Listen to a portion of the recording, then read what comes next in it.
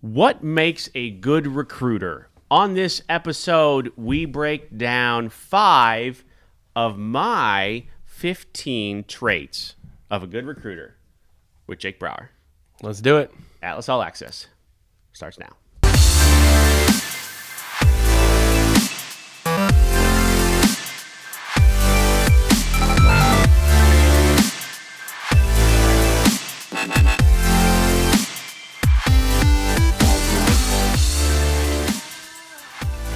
All right, Jake, welcome back.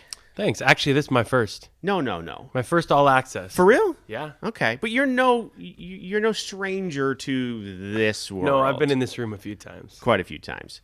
Okay, so here's what I did. I would say probably 9 months to a year ago, somewhere in there, I was on vacation, and I wrote, because I can't relax ever. That's my wife. Vacations don't work. But I wrote the 15 traits of a good recruiter. And this is all of them. There are no more. That's it. There's only 15. I say what they are. Everybody else is wrong.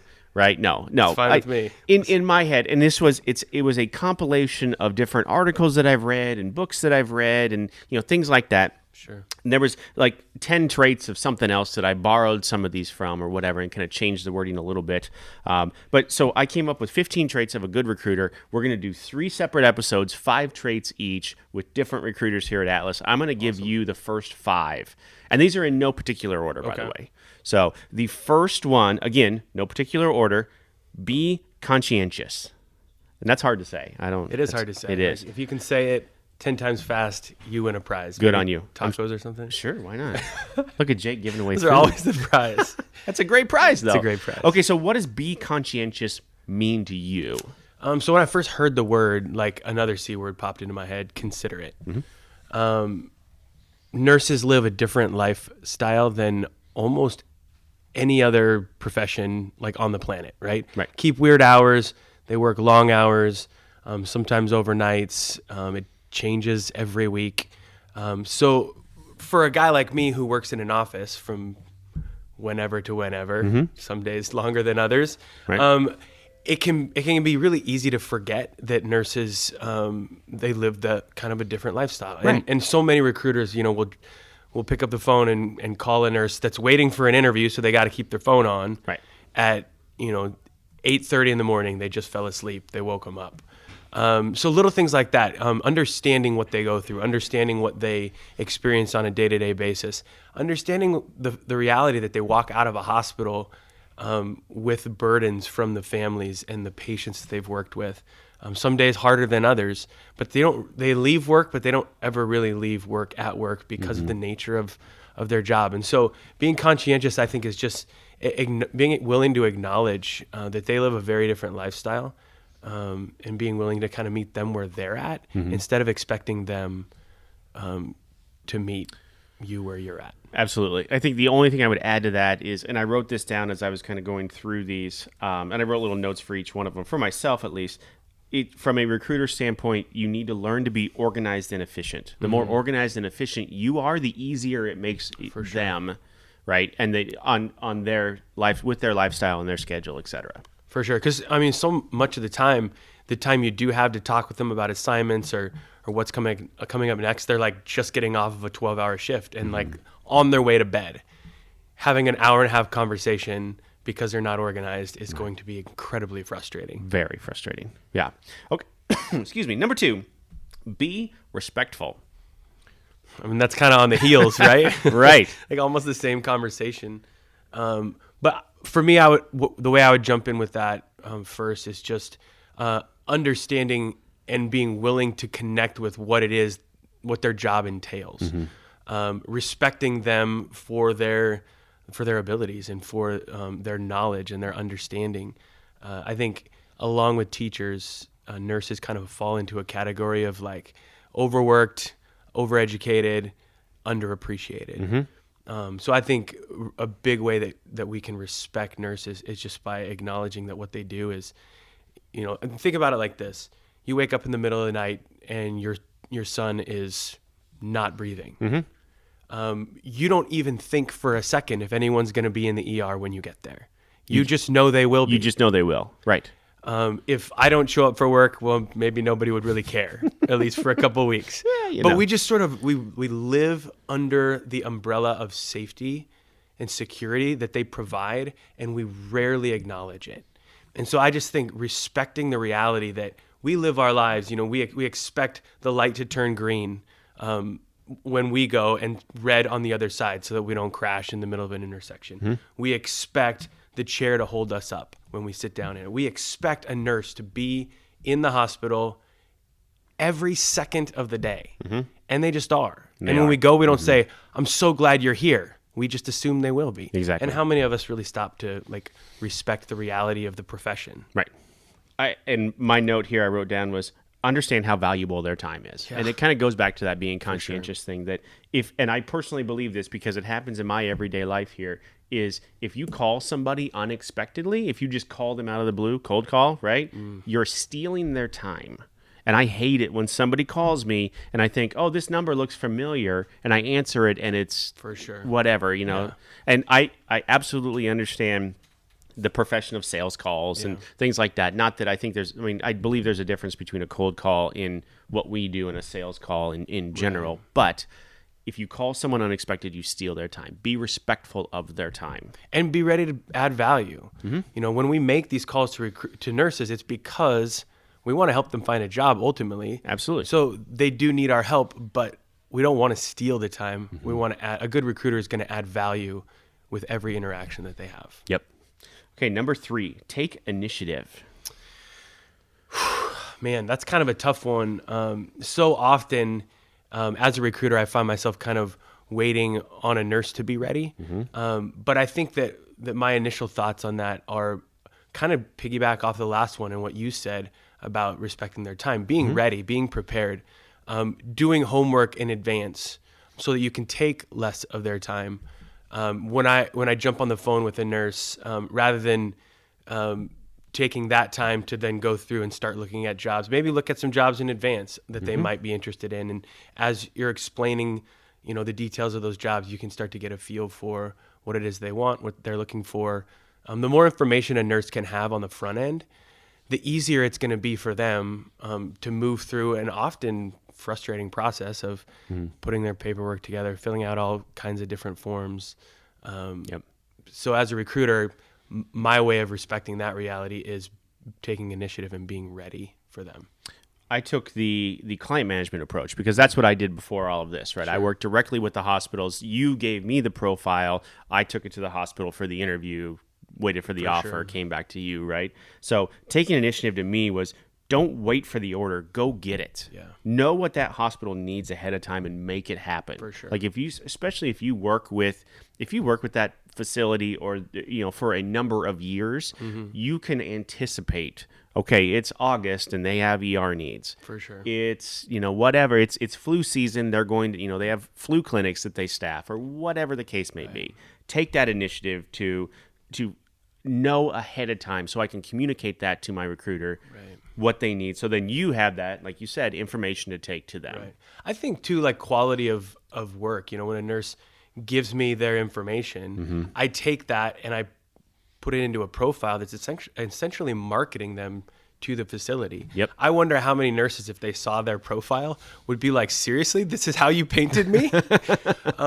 And so even acknowledging that we are representing on their behalf. And so it's easy at times to maybe just throw it together quickly to try to get a placement as fast as possible, which sometimes you just have to do that. Sure. But taking the initiative to really ask the right questions so that you can represent them well and give them the best chance to get the job that they want. Right. Okay, number 4, be a good listener. And I think you, more than anybody else, excels at this. So when you first brought this up, I thought we were coming with our own, and this would be my number 1. This is, in my opinion, if you aren't a good listener, you cannot be a good recruiter. It's you would not fail. Like you would a absolutely trait fail. of a good recruiter. You understand what I'm saying? Absolutely. But I would say that that listening really takes a different form when it comes to being a good recruiter, because you can't just listen to words. It's one thing to ask a question and let the person talk so they feel respected. It's another thing to absorb every piece of information that a nurse gives. Sometimes it's verbal, sometimes it's nonverbal, sometimes it's on Facebook. A nurse is constantly telling the world what they're struggling with, what's hard for them via social media and other ways. Listening to little things like their personalities, what they like to do. Being able to listen allows me to go out and find the right contract for them in the right season of their lives. I remember one time they told me that they, can't stand driving in the snow because their car is small and has bad tires. If I'm a bad listener and I start pitching jobs in, Fargo, North Dakota, where there's always snow, Right. That's an example of being a bad listener. But on the other end of that, if I pitch a job in Fargo and they say I don't like the cold, and I keep pitching cold weather jobs, I'm not listening. Right. And so I just think nurses need to feel like they're heard, especially by their recruiter, because they are putting their livelihood, their careers in our hands, and we can't make assumptions. Right. For them. And I think sometimes it isn't even the words necessarily; it's the pauses in between. Yeah. It's those little moments. It's the sigh. Whatever. Yeah. Those go a long way as well. For sure. So I wrote down, if you don't listen, you'll never know what they truly want. Is exactly what you just said. Or even need. Like there's times when as a recruiter we have to look between the lines, and I've had plenty of, not maybe arguments, but borderline arguments with nurses that I've gotten close with because I have some information that they don't have, and maybe I know or feel in my heart that this would be perfect for them, but they can't feel it for themselves. I think being sensitive and getting to the point where I know my nurse's career and her resume and her likes and her dislikes well enough to be able to say, listen, I know this looks attractive, but you're not going to be happy here. I'm convinced you will be happy here. And there are a lot of trust, obviously, has to be built to get to that point. Yep. But if I do that, I have to have reasons why.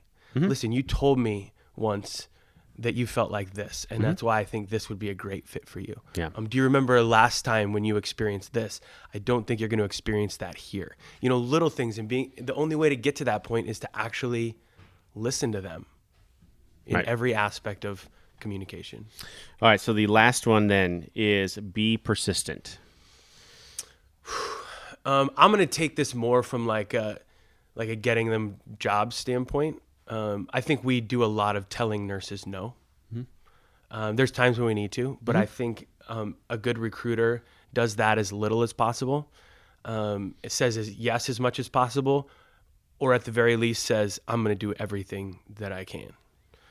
Whether it's requested time off, even around the holidays, or a location that they really want to go. It's my job to go get them what they want. And if I have to tell them no, if I have to tell a nurse no, I sure better have done everything I can to turn over every single rock to try to find exactly what they want.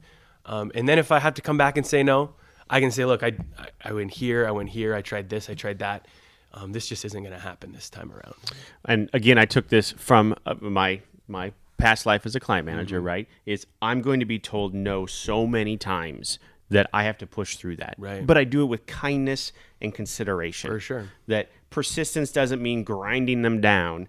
It means you're their advocate and you want to do what's best for them. For sure. And that happens both on the hospital side and on the recruiter side with nurses too. Is I understand, because it's my job on the client management side, what you need based on the profiles of the travelers that you've accepted in the past. For sure. I know this person is exactly the same person that you had this time last year for that ER job or for that CVICU job. I know this person will succeed there.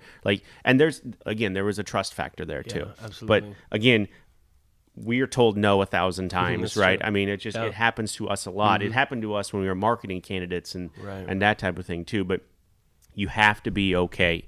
Everyone in the process has to be okay with no. Right. And I think the conversation starts at no. Yeah. And I've always believed that, and I've been trying to tell my 10-year-old son that the conversation starts at no. He doesn't understand that yet, but he will someday. Yeah, someday. I think too. There's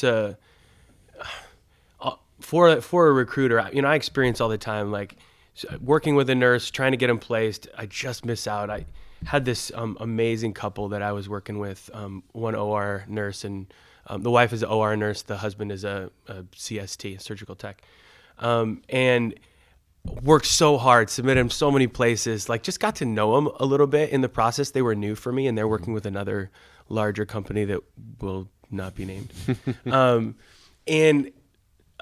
When they told me they got placed with another company, like it just bummed me out so much. But persistence would say, I'm not going to give up. Like 13 weeks is really, really short. I know they belong with Atlas. Like I know they do. And I know they'll enjoy their experience with Atlas way more than where they're working right now. So I could forget about them because move on, there's other things to do. It's a busy, busy world. Mm-hmm. But persistence for me is not forgetting them, right? Not forgetting what they want, being prepared for when they're ready to start again. I'm not sad. I won't be satisfied until they are Atlas nurses. And that, for me, that's the persistence that, remembering birthdays, sending gifts on birthdays, even if I'm not working with those nurses, because I want them to experience life as a traveler with Atlas Med staff, because it's the best. I know I don't need to tell you that. Right, but, exactly. But yeah, and I love that moment of celebrating when when I've worked with a nurse or talked to a nurse for a year, 2 years, never placed them, finally placed them, and we celebrate. Hey, look how long this took, but we stuck with it and we did it finally. Well, and there's a recruiter that's been with us for a very long time, who has been recruiting for a very long time, John Miller, who does a lot of training for us as well. And he said something once that always stuck with me, that no matter if they take a job with you or not, you are always their recruiter. Absolutely, 100%. Always. They may never work for you. You are still their recruiter. And if that was truly the way every recruiter in our industry saw nurses would no longer feel like an object or a paycheck. They would feel like people that deserve to be respected and cared for. So, all right. Well, those are the first 5. Jake, thank you for being with me today and answering these. Next week, we'll handle 6 through 11, and then the week after that, we'll handle 6 through 10, and then 11 through 15. Is that right? 6 through 10, 11 through 15? I think that's right. There we go. It's good math. Look at Jamie helping me with the math. You don't get paid to do math. I do not get paid to do math. So, all right. We'll see you next week.